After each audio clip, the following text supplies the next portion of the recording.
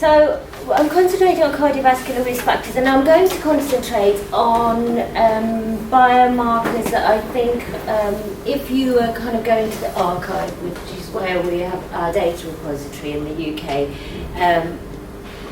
these biomarkers would be the ones that you would find in the data sets there.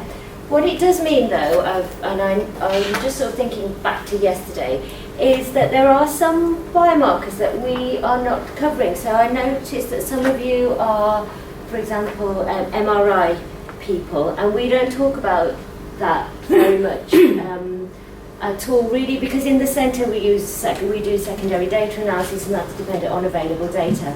So if later on I might come and find MRI people, just to get an idea of how useful this was to you, and whether we can incorporate some of that stuff into these courses later on. So that's just something for now, because I realise that there are some things that we're not really covering. So I'm going to talk about cardiovascular risk factors, which biomarkers have been added to social surveys, why that's interesting, where data can be found, and some of the methodological issues that you might need to think about when you go to these data sets. So why cardiovascular risk factors? So I come from the Whitehall-2 study. I worked on the Whitehall-2 study for a long time, and it began because there was this observation that depending on which civil service you grade or you were employed in, it predicted whether you were going to go on and have heart disease or not, and that was a kind of independent a number of traditional risk factors. So here, if you were working in the kind of the higher civil service grades, compared to those people who worked in clerical or office support grades had higher risk of cardiovascular disease. And it appears that cardiovascular disease is quite sensitive to the social environment, and one of the reasons for setting up the Whitehall-2 study was to think about what might be the reason for that if it isn't traditional risk factors. And by traditional risk factors, what we mean is things like blood pressure or cholesterol. And so what I'm going to do now is kind of talk about traditional risk factors, and then yesterday we talked a lot about inflammatory markers and less traditional risk factors, and we talked about stress and biomarkers of stress, and then I'll talk about that and how we measure those things and what we need to think about when we're trying to measure those things. So when we come to our social surveys that have added biomarkers, we need to think about why they were added, and what were the rationale for the biomarkers that have been added to those studies. And really, there are kind of three reasons for adding biomarkers to these social surveys. One is to understand pathways. So we're interested in why might the social environment be associated with health? What are the kind of intervening mediating pathways? What are the biological processes that are happening? And so a rationale for the choice of biomarkers is that they need to make sense to try and understand those processes. The other two reasons are probably going to be less discussed here, but one is that in terms of public health, biomarkers and these objective markers tell us something about what's happening down the line. So we might know now, people might tell us, our doctors tell me I've got diabetes, but if there are a lot of people who aren't diagnosed, then that tells us something about, and we can gather that from an objective marker that tells us something about what might be coming down the road in terms of something like public health and that kind of thing. So there's this sort of subclinical disease idea that biomarkers give us a better handle on what's really happening compared to self-report, where we might just be capturing health services use, for example. And then thirdly, certainly in terms of, say, genetic research, you need to do that in really large numbers because individual genes don't give you lots of information, and so you need really, really large numbers. And so a lot of these social surveys that have added biomarker data have contributed to consortium. And then the other thing that we do is think about data that are in the archive, and so kind of data sharing and multi-purpose use of our resources. So the choice of measures have really been around if we've got good environmental data, socioeconomic, physical, psychosocial. I know there was some issue about using that term yesterday and what it might mean, and or behavioural effect. Then do we have measures that help us understand behaviours? Or so we talked about liver function yesterday, and sometimes you might find biomarkers that might measure cigarette exposure and that kind of thing. And then we want measures that are good evidence of the pathways that we think are important to health outcomes. If we're interested in upcoming disease, then we will introduce biomarkers that are telling us about diseases that are in reasonable proportion in the general population. So a lot of the surveys that are in the archive are whole population surveys rather than small bespoke studies. And so when we add biomarkers to these kind of surveys, we want to be kind of capturing diseases that are there in sufficient amounts for us to be for it to be interesting, and that because of the way that participants are seen in these large surveys, where we are interested in the social distribution and being representative and lots of other things around population specific, say, prevalences, then we sometimes will use methods that limit what can be measured. So if you go into someone's home and you collect a blood sample, it means that there are some things you can't measure because of the way the sample is being processed. And so we have to be cognizant and aware of that when we're thinking about what we can actually measure.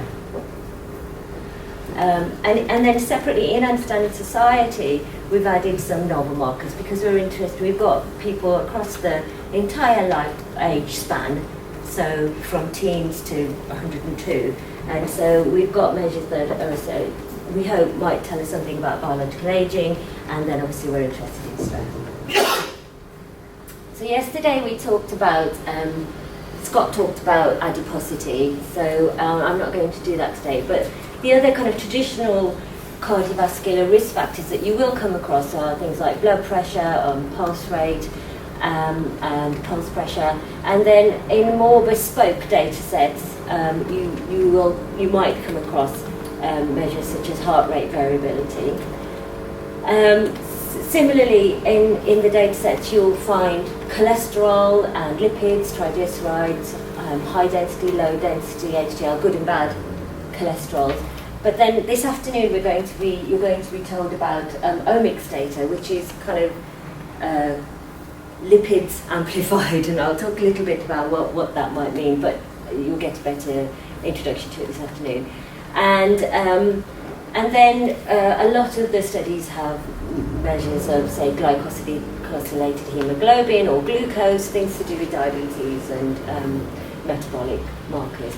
And then again, there are, if you're interested in heart disease, one of the things you might be wanting to measure is things like furring up of arteries, or you might want to have data sets that have ECGs, but those things are actually quite difficult to do, and you won't come across them in the data sets in the archive.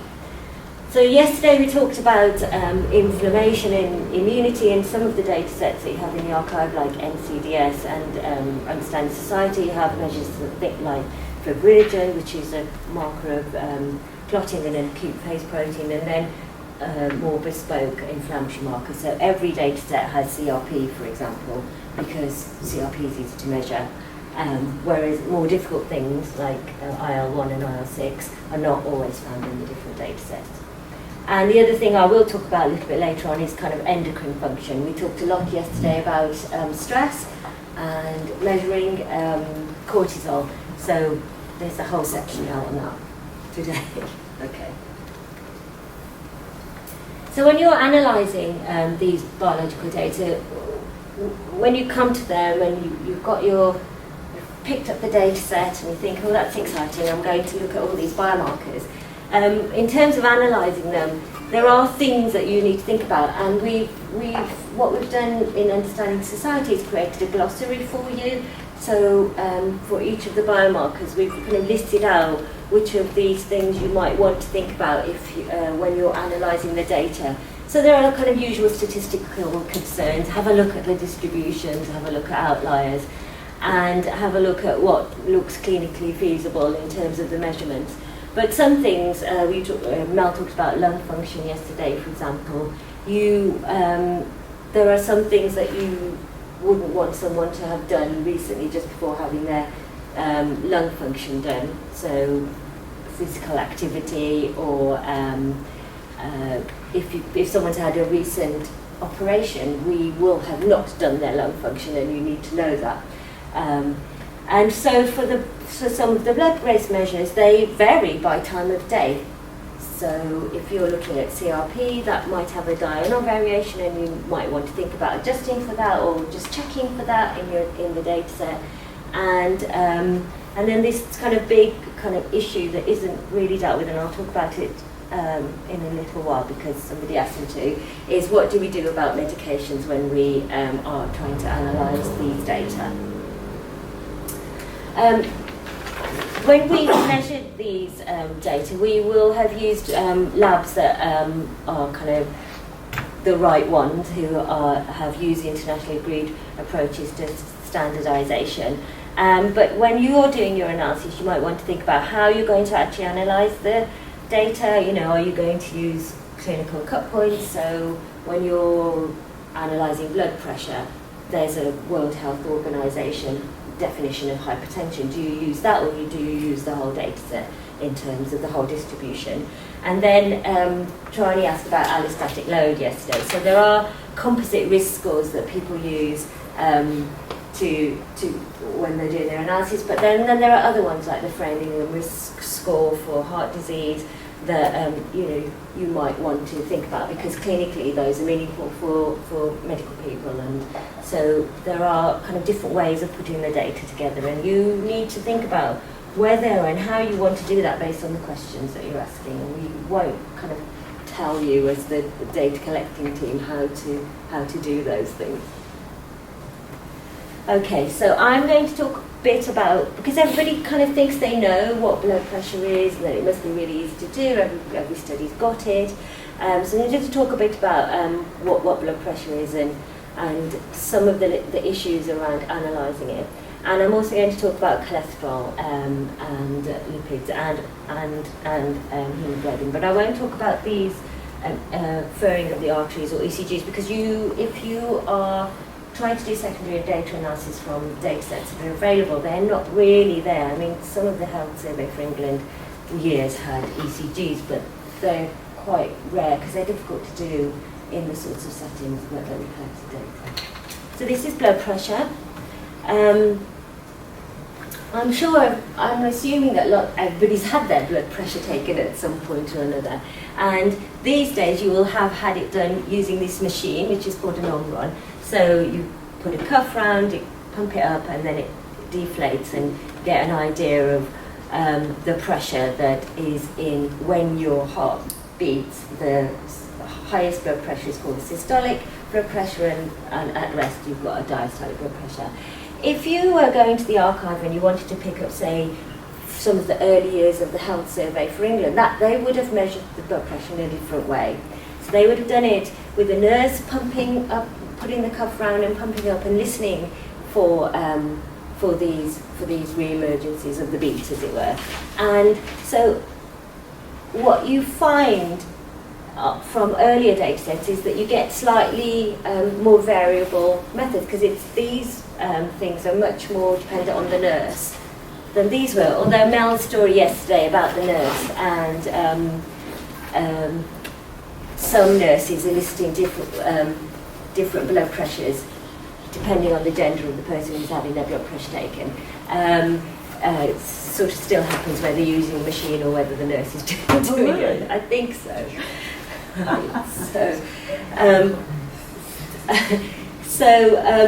So what you find when you're looking at old data sets is sometimes because the nurses kind of had to listen out for things. You get little peaks at 0s and 5s. So you get 90 will have more than it should. You get little bumps because the nurse is rounding up to those kind of numbers. So really, when you're doing these analyses, although it may seem really, really simple, you do have to check for some of this stuff when you're looking at your data. And so I defined it after telling you how it was measured. So blood pressure is the pressure of blood flow against vasculature, and it's caused by a lack of distensibility of the arteries. So as you get older, you know, you can't beat as well. So you get, and then the pressure also changes with furring up of the arteries, so with atherosclerosis. So that's like the wrong area. Sorry, and these are the cut points that are in the literature. So the clinical cut point for hypertension is 140 over 90, and it's measured in millimetres of mercury. And the sorts of things you might want to think about when you're analysing these data are, you know, has there been a recent event? So usually we will have rested the participant. Often when we're trying to rest a participant and you're in their home, nurses can sometimes make notes of the fact that it's not particularly restful because children and dogs are running around, or TV's on very, very loud and it doesn't feel particularly restful, those kind of things. And there are actually diurnal variations in blood pressure, so it can change by the time of day. It can change beat by beat, actually, blood pressure. It's quite variable. But I think if you were thinking about adding a new measure to an epidemiological study, you might want to, and you were thinking about how reproducible something is and repeatable something is, blood pressure isn't that great, but given that we've known for a really long time that it's a risk factor for heart disease, it always gets put in. So blood pressure, it's something that clinicians look for, they measure it, and will treat it. And so if lots of people are on antihypertensives, in ELSA, for example, I think nearly half of the participants are taking an antihypertensive or have been told that they've got high blood pressure. So you have to think about how you're going to deal with that when you're looking at the data in ELSA, for example, because nearly such a high proportion of the participants are taking something. And you need to kind of adjust or account for medication use in the analyses.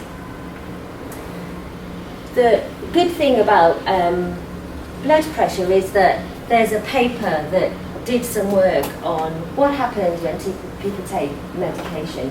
How much does blood pressure actually change typically when people take medication? And it's a very convoluted and complicated paper, but actually the take-home message was you just add 10 millimetres or you add a nominal amount to the diastolic value in people who are taking medication, and another nominal amount to systolic values in people who are taking medication. And it's called the Tobin method. And it's well known. No one would question you if you did that, because it's the sort of the standard thing that people do when looking at blood pressure. So I'm going to move on to lipids. So I think people tend to think they know what cholesterol is, total cholesterol. It's because we often have it measured. There's a sort of value that people know that they should have.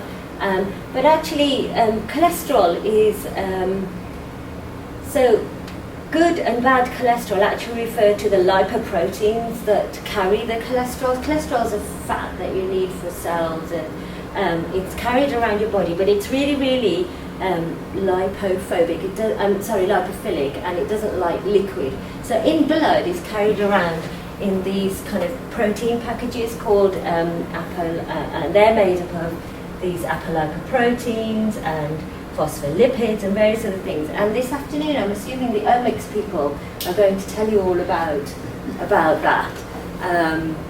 And I won't tell you, but I thought I'd just show you that cholesterol, when you're talking about cholesterol, you're actually talking about the lipoproteins and the density of the lipoproteins.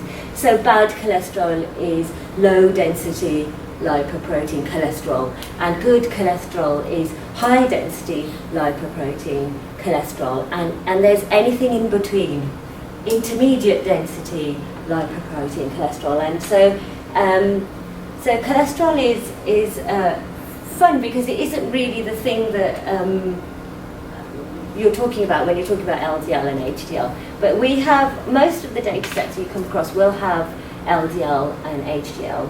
In terms of, say, social differences in cholesterol, so the reason that in that first image that I showed you of the social differences in heart disease, that cholesterol didn't play a role, is that total cholesterol isn't socially patterned. It's these fractions that are socially patterned. So more disadvantages associated with more bad cholesterol and less good cholesterol, that kind of thing.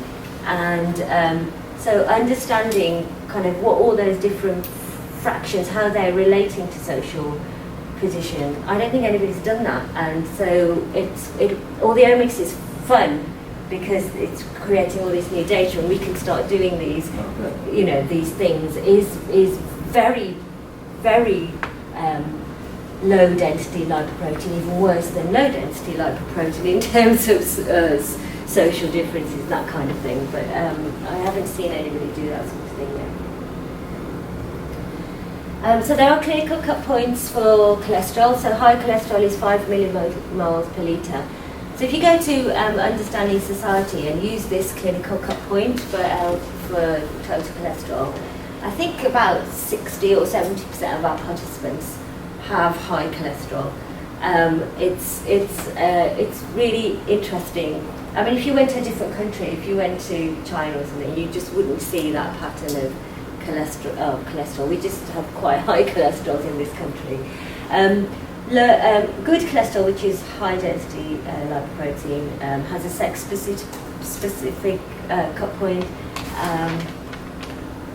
which I haven't written. I've just written 1 millimole per litre. It's in the glossary. And then bad cholesterol, the cut point is 3 millimoles per litre. And again, you want to think about whether you're going to use these cut points. They might be meaningful in terms of clinical audiences. But for some of the things that we do in terms of understanding pathways, do you want to use the cut points or do you want to use the whole distribution? So really sort of think about that and how you would work with your data. Again, when you think about some of these lipoproteins, so triglycerides, which are sort of fats, are influenced by fasting status, and not everyone will have fasted their participants. If you ask people to fast, it's quite a thing to ask people to do, and so if you're not going to be able to see people until the evening or the afternoon, or you're trying to make it convenient to actually see everyone, then it might not be reasonable to ask them to fast. So Understanding Society, we didn't ask people to fast, and NCDS participants are not fasted. In ELSA, we asked some people to fast and not others.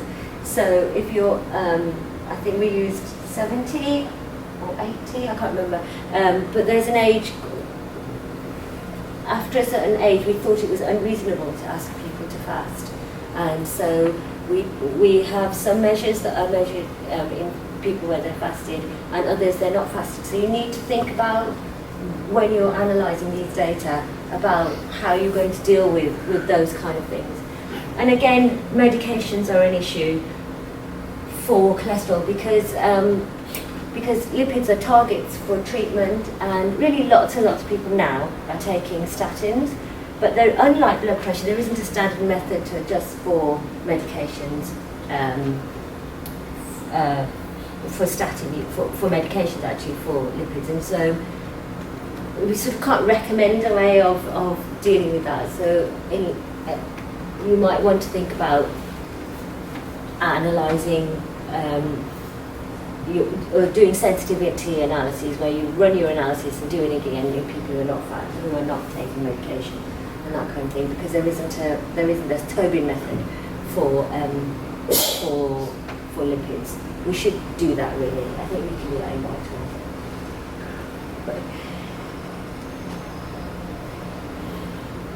Do these measurement standards vary across age groups? Do the cut points vary across? Yeah. No. So the cut points are the cut points that you get. So sometimes you do get like younger people who have are above the cut points, but and actually as people age, they're more likely to sort of slip across the cut point. But no, they're not age specific. Not even in young children? There aren't that many data sets that have measured lipids in young children, as factors.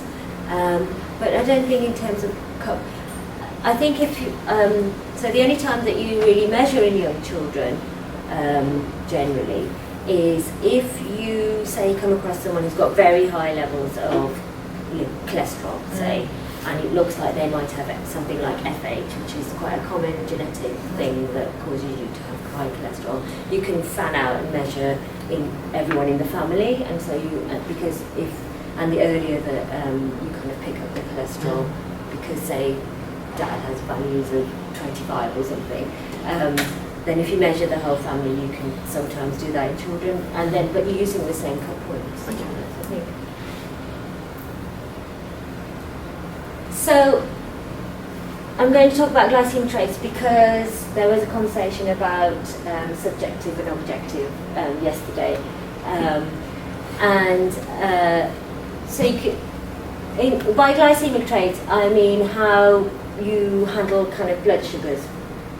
So you measure that by either measuring glucose and insulin, and you only measure glucose and insulin in people who are fasted because it's really sensitive to having recently eaten.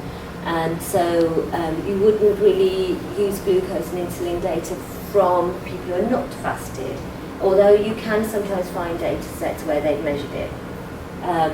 What we tend to use in data sets where participants are not fasted is glycosylated hemoglobin, and that is just, it's hemoglobin where the sugar's been added to it, and that's what glycosylated means.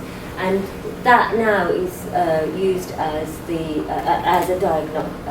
a way of diagnosing diabetes. It didn't used to be. So it used to be that you could only diagnose or classify people as diabetic based on their glucose values, but that changed recently. So you can use glycosylated hemoglobin, and you can do a diabetes ascertainment from that. I'm just going to show you something about, and you talked yesterday about marketing and using the biomarker data in terms of what happens to you once you become ill. So this is diabetes in understanding society based on a number of different ways that we were trying to get at the disease. So in blue we can see the kind of the prevalence of diabetes based on our objective marker, so our glycosylated hemoglobin. And so here you go, we've got these people have got diabetes because we've measured it and we've got this objective measure. If we look at self-reported diabetes, we actually get slightly different values. So in men, you can see that more people had diabetes based on our objective measure than their self-report. So here we've got kind of a little bit of a mismatch. So there must be some undiagnosed diabetes there. But the other thing that we did in Understanding Society is we sent a nurse to the participant's home, and she had a look at what medications people were taking and took a note of that. And we actually have a slightly different prevalence based on kind of anti-diabetes medication. And actually, we have a mismatch. There are some people who don't tell us that a doctor's told me that I've got diabetes, but they seem to be taking anti-diabetes medication. So it suggests that it's either an error or they don't know what's happening, and in fact, the way that you would perhaps do this is use the objective and the subjective and kind of get a prevalence which is a combination of all three measures, because there is this mismatch between objective and subjective. Called recall bias. Yeah, but I think different in definition of subjective or objective. You're asking from my memory. are memory prone to recover? But yeah, that's right, and so that's why it's subjective. We kind of did separate it out, and that's when we were sort of arguing that there's a subjectivity to self-report, which is influenced by things like whether you remember things or not. Okay, and then what we did was we had so here you go, we're decomposing the actual diabetes prevalence. So we have a set of people where our objective measure suggested they had diabetes, but they didn't seem to know. So that's here in maroon. And then we have a set of people who say, yeah, a doctor's told me I've got diabetes, but my HbA1c value and my HbA1c values are managed well. So they're below, I'm keeping it below the definition of diabetes, so that they're in green.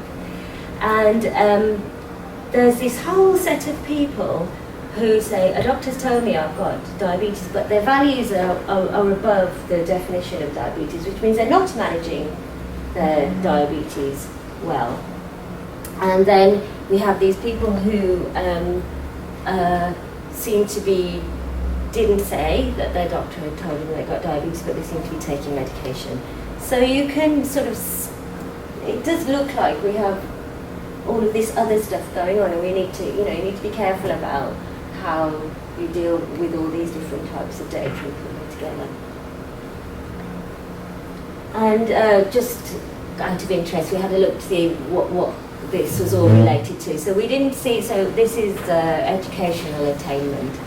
And what we see in understanding society anyway is that compared to people who have no qualifications, there isn't a difference by educational attainment in undiagnosed diabetes, but there is in managing it.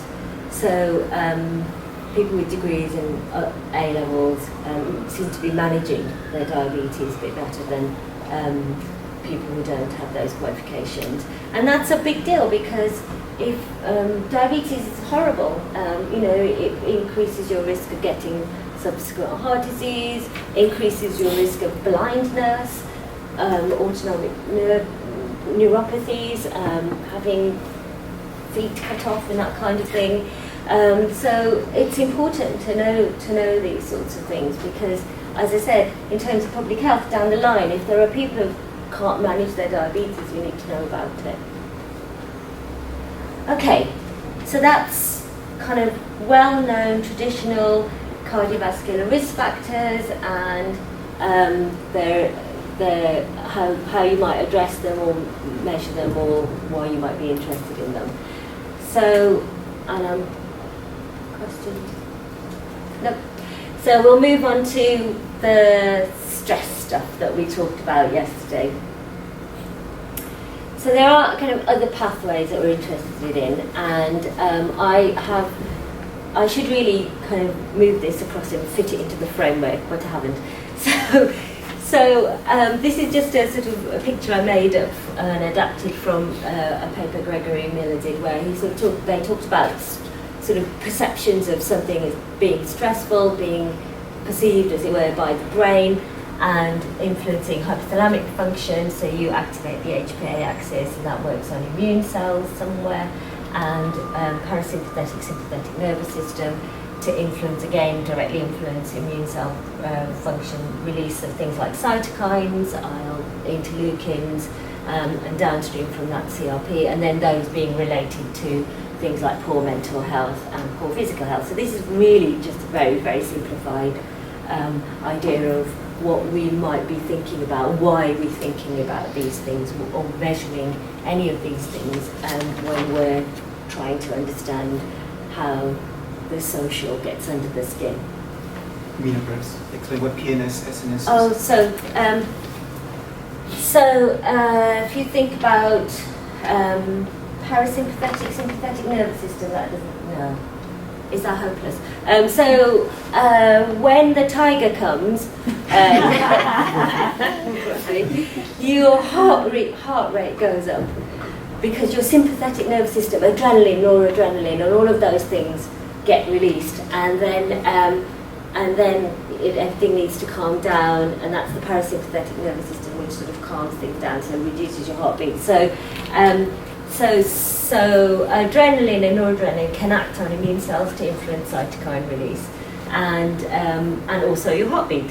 And so, am I right that the sympathetic is the one that you're sort of more aware of?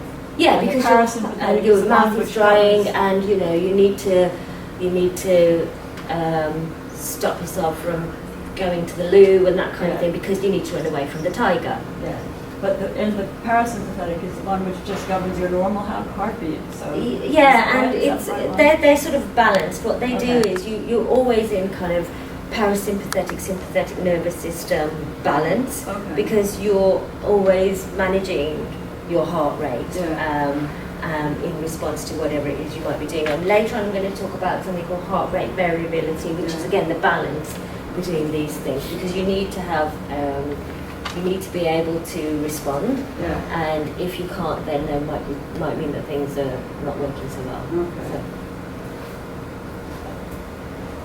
Okay. So I'm going to talk about CRP really, because that's the protein that's measured in a lot of the different data sets that you might come across, and it's measured in a lot of the different data sets you might come across because it's easy to measure. It's really stable. It doesn't get broken down easily, and it's an overall kind of gives you an idea of your low-grade inflammatory kind of load in your body. But there are other things that sort of fit under inflammation that are measured in the different data sets. So NCDS has, and Understanding Society have fibrinogen, but they have other functions as well, so hemostasis, which is to do with clotting. And there are other markers that are just, you don't find them because they're not robust. They break these interleukins, for example. You need to, if you're collecting a blood sample, you need to process that blood sample reasonably quickly to measure interleukins. So you can't actually measure them in some of the data sets where we have collected bloods from participants in the home and sent the blood to the lab, and it's taken a day to get there. So where it might be really exciting and interesting to have measured interleukins, we can't do it even though we want to. And so we're left with CRP. So these are the different inflammatory hemostatic markers that you might come across in the data sets. So CRPs kind of gives you an idea of kind of inflammatory load, low-grade inflammation. It's an acute phase protein, which means that it responds to attack. It's associated with social position. It changes really markedly with age. So as you get older, you get increasing levels of CRP. It's associated with adiposity. And it's a risk factor or a marker for a wide range of diseases. It's associated with everything: cardiovascular disease, cancer, arthritis, lots and lots of different diseases. So it's quite an interesting protein because it might tell you lots, but it might just be marking lots of different processes. There are kind of recommended ways of dealing with the data. So systemic inflammation is thought to be reflected when you have values kind of over 3. Over 10 is recent infection. So if you had a cold yesterday, or if you've got appendicitis, or if you've got if you've had a recent operation, something like that, you will have really high values of CRP, and often people take those out of the analysis because the idea is that if you're wanting to predict cardiovascular disease, knowing that you had a cold yesterday might not be that interesting, and so you remove those people and just concentrate on values of over 3 if you want to use cut points, but those are the ones that levels that are risk of high cardiovascular disease. These recommendations come from the cardiovascular disease literature. So I do think about some of the things you were talking about yesterday. So for example, if you live in poor housing and you're are chronically at risk of infections, and actually trying to get an idea of who's got high values because they live in a house that's giving them, that is mouldy or something, I don't know. That might be quite interesting if you're wanting to know about social differences in health. So, although this is what's recommended from the cardiovascular disease literature, you might want to think about not doing that, or thinking about what happens in just those higher I was groups. just thinking that actually. Yeah. So I always say this, but I think not everyone's interested in cardiovascular disease. There might be other things that you might want to do with the data. So sometimes you've got these recommendations from the literature, but if you have a real think about it, if you're doing something that literature just would not think about, then maybe that recommendation isn't quite right. But it's something, I don't know. Okay. So, as I said, the kind of clinical cut points, although CRP isn't in any of the risk scores for cardiovascular disease, and it actually, the clinical cut points are recent co-infections are 10 milligrams per litre or over. As I said, there's a cardiovascular risk factor, it's 3. If you've had a recent event, it's suggested that you remove people from the analysis. And when you look at the data, you might want to check other things, like is there a diurnal variation, and there is. You get different values at different times of the day, and adjust for that or think about what that might mean. And there are some medications that influence CRP levels, so anti-inflammatories because it reflects inflammation. So if you've got lots of people taking aspirin, then think about how to deal with that in your analysis, adjust for it or take them out. And then statins, which were the medications for cholesterol, actually have this they do this odd thing, which is to influence CRP levels, and they're not supposed to. We're not quite sure why that happens. So as I said, there are other markers that are considered inflammatory, but have other functions, and you want to think about, right, if I'm interested in inflammation and something peculiar is happening, is it because it's not really reflecting inflammation, theoretically? Or am I interested in hemostasis, but then I have to think about the fact that there's all this inflammatory stuff going on. So when you pick which markers you're using for your analysis, you have to be aware that biomarkers do lots of different things. There's lots of redundancy in our systems. And so if you go to NCDS and you pick up the D-dimer, VWF, TPA, fibrinogen data, because you're interested in inflammation, you need to understand that they have all these clotting functions. So, or VWF, which is von Willebrand factor, reflects endothelial function. So your vessels, how they function. VWF reflects some of that. You won't find these 2 markers, which is the one you really want if you're interested in inflammation. You really kind of want the cytokines, but they're not there. And then there are these other more specific antigen-specific immune function measures in NCDS, and we've got some in External Society as well. So just stuff to think about when you're coming to the data set and you're looking at lots of different things, that it's good for you to actually understand some of the biology or before just going ahead and analysing everything, depending on what you want to do. Perhaps things with hemostasis. Hemostasis clotting. When you cut yourself and you bleed and then it clots. So these markers are all in fibrinogen, TPA, D-dimer. They're all involved in that clotting process. And that clotting process at one point was thought to be associated with cardiovascular disease, because if you have lots of too much clotting, you might be at increased risk for things like stroke and heart disease. So that's why they're interested in cardiovascular disease. But and that's why they went into the data sets, because we thought they might help us understand, sort of explain the pathways by which social position or other social environments are associated with heart disease. So So this is just data from Understanding Society, where we looked at CRP levels and how they were associated with occupation. So red line, so you can see that in the youngest age groups you actually don't really see a difference between people who work in routine occupations or don't have a job versus people who have management or professional jobs, and that you can actually, the differences are kind of limited to middle age because 65 is middle age, I've decided, and that it sort of disappears at older age groups. So there's this sort of interesting association between CRP and occupational social class, which is only there kind of while you're working, and disappears in older age groups.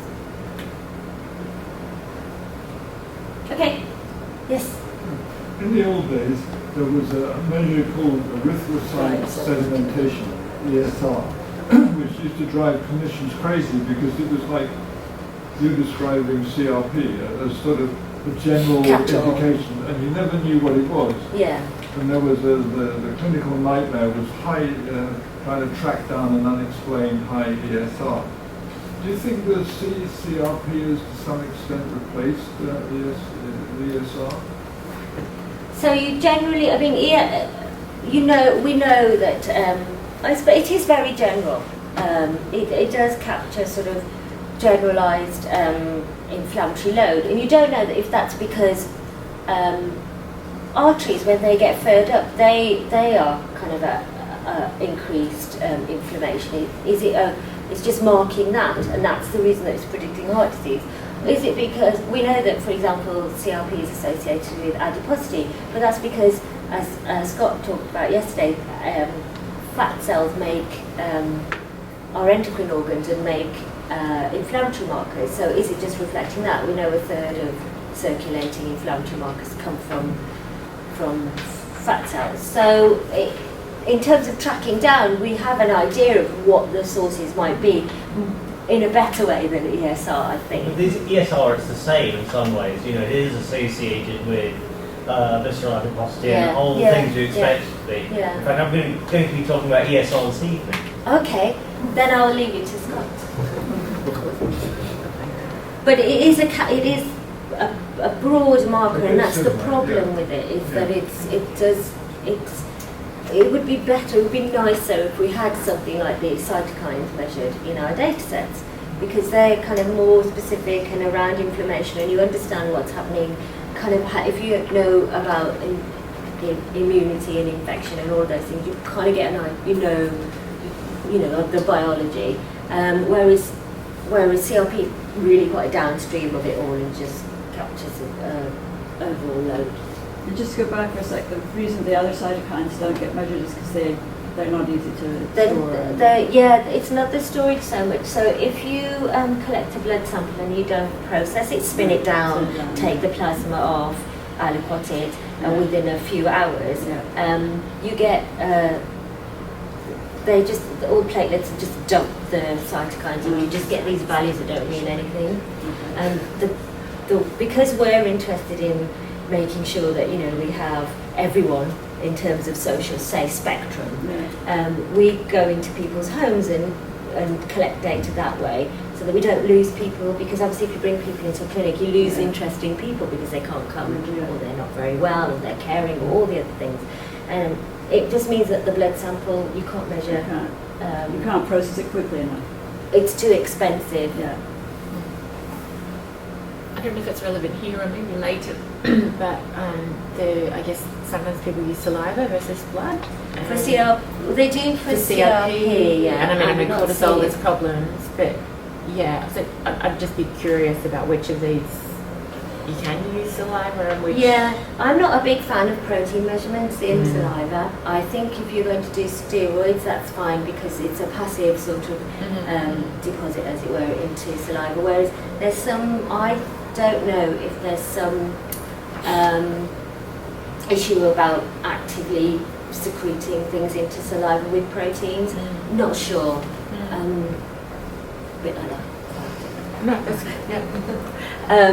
But yeah, it would be better. And I'm going to talk about how we might get over some of this a little bit later, so that we do have a better the measurements that we want, because right now we don't. Yeah, just often with children, saliva versus blood, it's a big leap. Yeah, and for participants, yeah. Yeah, and I think so. I'll talk about it a little bit later. But there are other ways of getting blood than a full fluid test. Right. Yeah. Any questions before I move on to stress? Okay. So we talked yesterday quite a lot about cortisol. So I'm going to move on to endocrine function now.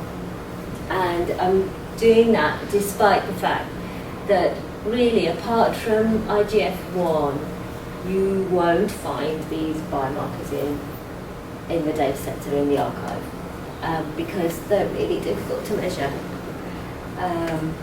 But I'll show you. Okay. So I'm sorry, I need to redo this picture because I drew it by hand. And it's just, Scott talked about this yesterday, and so this is just neuroendocrine system. So in the brain, you have the hypothalamus. So we talked about perceiving something as stressful, do that through various different bits of the brain, and amygdala, whatever. And then that works at the hypothalamus, which is in the brain, to release, say, CRH, which is corticotropin releasing hormone. And then that tells something that is slightly outside of the brain, called the pituitary gland, to release this thing called ACTH. That works at the adrenal glands, and that releases cortisol. And there's lots of steroid stuff happening in adrenal glands here, so that you've got things like DHEAS and testosterone also being secreted or not testosterones in from other places. There are other things. The hypothalamus is quite fun in that it releases lots of different releasing factors. So Scott talked about growth hormone. So growth hormone releases growth hormone from the anterior pituitary gland, and then that works at different target cells to cause growth. And here at the liver you release IGF-1, which Scott talked about yesterday.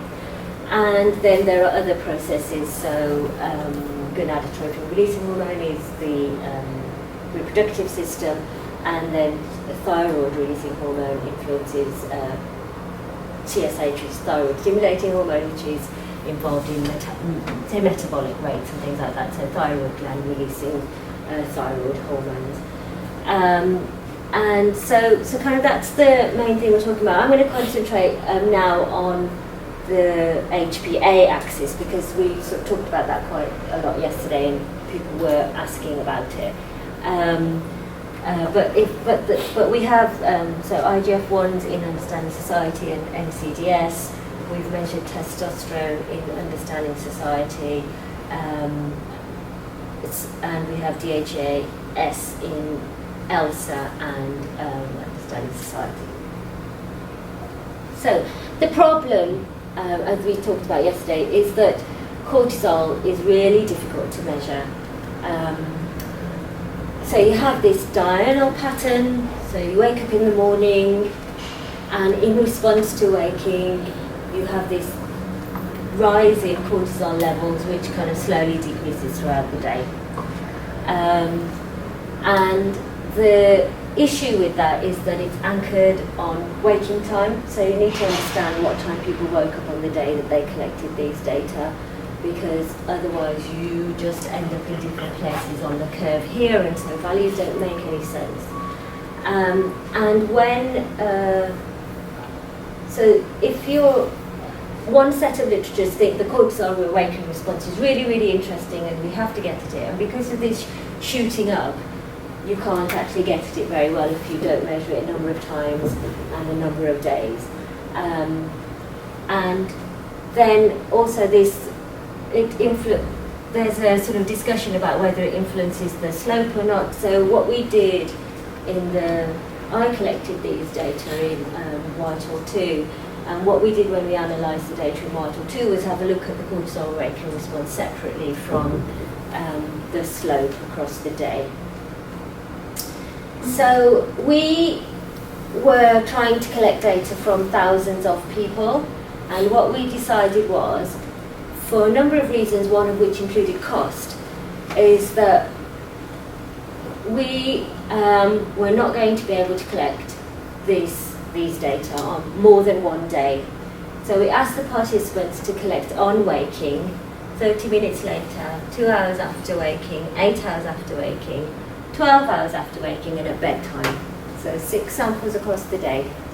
And that they would just tell us what time they woke up, tell us when they collected all the different samples, write it down. They had to fill a book at the end of the day, which was around, was it a typical day in terms of stress for you? What was stressful?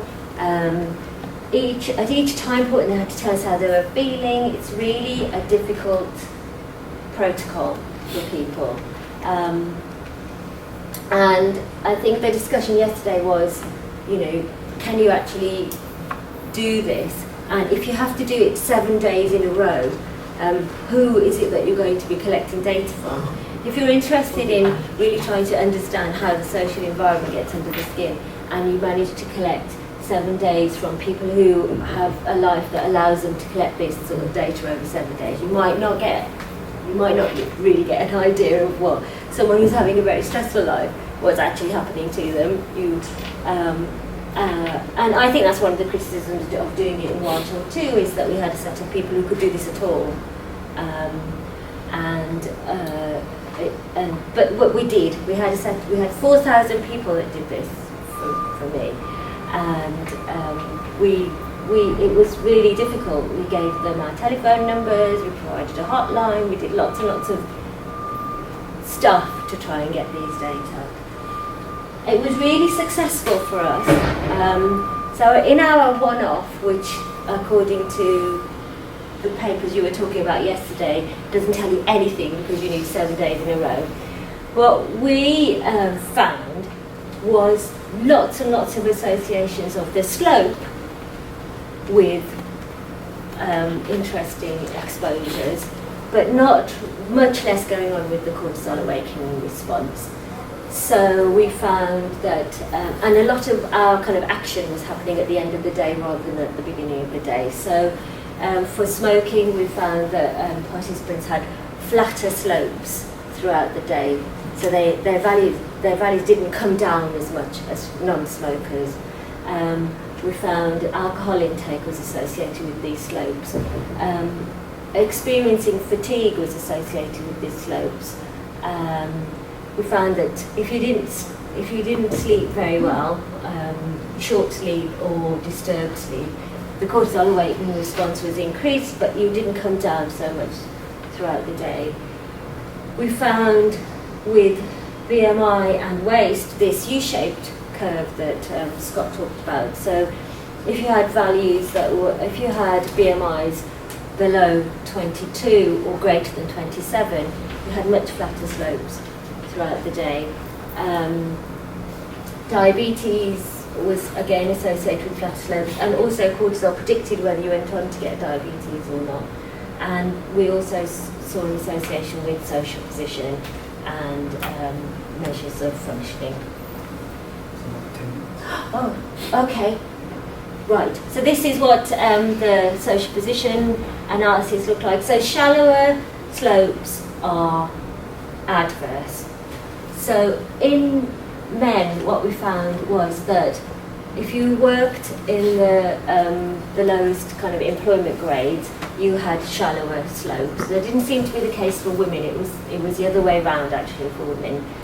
But if you used a different measure of social position, so we asked them if you sold all your assets and paid off all your debts, how wealthy would you be? And you got the same pattern in when men and women if you use that question versus employment grades. That tells us something interesting about civil service and employment grades and occupation in Vital 2. And we also see that slope is predictive of death. in the YTOR2 study, whereas cortisol awakening response wasn't. And that it was the end of the day that worked best rather than the beginning of the day. So although we have just got 1 day's worth of data, I thought that it was okay. And so then we just did 1 measure in ELSA, and so it's my fault, but you've only got 1 day in ELSA, sorry. What we did notice, we've done this twice in YTOR2. So the data I just showed you are from phase 7, where we introduced the protocol about partway through phase 7, so there were some participants that didn't get asked. We actually had a really high response rate. 96% of the participants agreed to do the collection. So we gave them a kit, they took it home. We showed them how to do it in the clinic. They took the kit home and they did it on a typical day for them. And we had a 91% response rate. So we did really well at phase 7. And then at phase 9, we asked everyone at phase 9 again. And everyone agreed. Everyone said, yeah, we can do that for you. But they couldn't do it as well. And it just appears that the YTOR2 participants who are really compliant and want to do things for you were having difficulty doing the method. So they're aging, they're getting older, and we thought what we need to do is actually find a different method, because if that continues, then we will have, we do have some of the issues that we were worried about in terms of response.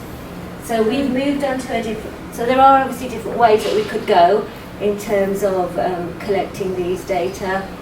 Clearly I've talked about why serum isn't going to work, because it's stressful. You have to store the sample in a particular way. You can only get 1 time point. If you want to collect the whole day, you have to do it numbers of times, and that's not very nice. So there is saliva, and that's what we used, and urine. So we did a pilot where we tried to collect 24-hour urine from participants to get an overall what's happening to steroid metabolism from participants. But the YTOR2 participants didn't like it. They found it really, they hated it. They were not pleased about having to collect urine and put it in a fridge, and they didn't want to do it, basically, and they complained and they didn't like us. So we didn't ask them to do that. So what we did was we went down the hair route, and so we have collected hair from participants, and we think that works because it's easy to do. The interviewer or the nurse can collect the sample. The data are easier to handle. You just get 1 measure. It's not the same thing as the diurnal variation, but then it's not influenced by the acute, like, is it a stressful day? The issue is that it doesn't quite give you the same sort of information that you might get from that diurnal variation. And then there are other potential difficulties.